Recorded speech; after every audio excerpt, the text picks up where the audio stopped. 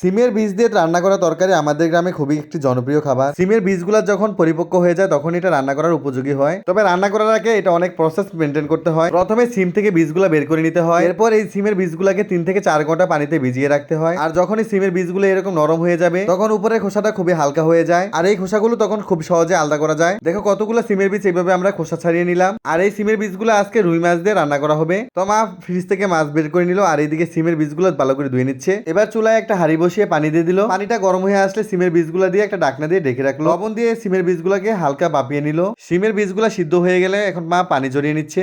সিদ্ধ করা সিমের বীজ থেকে পানি জড়তে জড়তে মা এখন মাছগুলা মেরিনেট করে নিবে। এদিকে মা চুলার মধ্যে একটা কড়াই বসিয়ে দিল আর এর মধ্যে তেল দিয়ে দিল। তেল গরম হতে মা মাছগুলোর মধ্যে মশলা মেরিনেট করে নিচ্ছে। মাছগুলা মশলা মাখানো হয়ে গেলে এখন মা কড়াইয়ের মধ্যে একটা একটা মাছ দিয়ে দিচ্ছে। আর মা একটু পর পর উল্টে পাল্টে লাল লাল করে ভেজে নিবে। সিমের বীজ সব ধরনের মাছ দিয়ে রান্না করা যায়, তবে বড় মাছ হলে ভালো হয়। তাই মাও আজকে বড় রুই মাছ দিয়ে রান্না করবে। তো দেখো মাছ ভাজা হয়ে গেছে, মা এখন একটা বাটির মধ্যে তুলে নিল। আর এদিকে মা একই কড়াইয়ের মধ্যে পেঁয়াজ কুচি দিয়ে দিল। এরপর পেঁয়াজ কুচি গুলো একটু নেড়ে চেড়ে দিল। আর এইবার রান্নার সব ধরনের মশলা আর একটু পানি দিয়ে দিল। এখানে মা গুঁড়া মশলা পরিমাণ মতো লবণ, হলুদ, মরিচ ইত্যাদি দিয়ে দিল।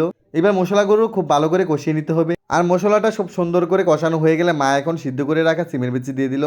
এইবার সিমের বীজগুলোকেও মা মশলার সাথে ভালো করে নেড়ে চেড়ে মিশিয়ে নিচ্ছে। এই রেসিপিটি তো খেতে এমনিতে অনেক মজা, তারপরও মাটির চুলার মধ্যে রান্না করলে তো এর স্বাদ বহুগুণ বেড়ে যায়। তো যাই হোক, মা এখন এর উপর ঢাকনা দিয়ে অনেকক্ষণ কষিয়ে নিল। এরপর মা ঝোলের জন্য পরিমাণ মতো পানি দিয়ে দিল।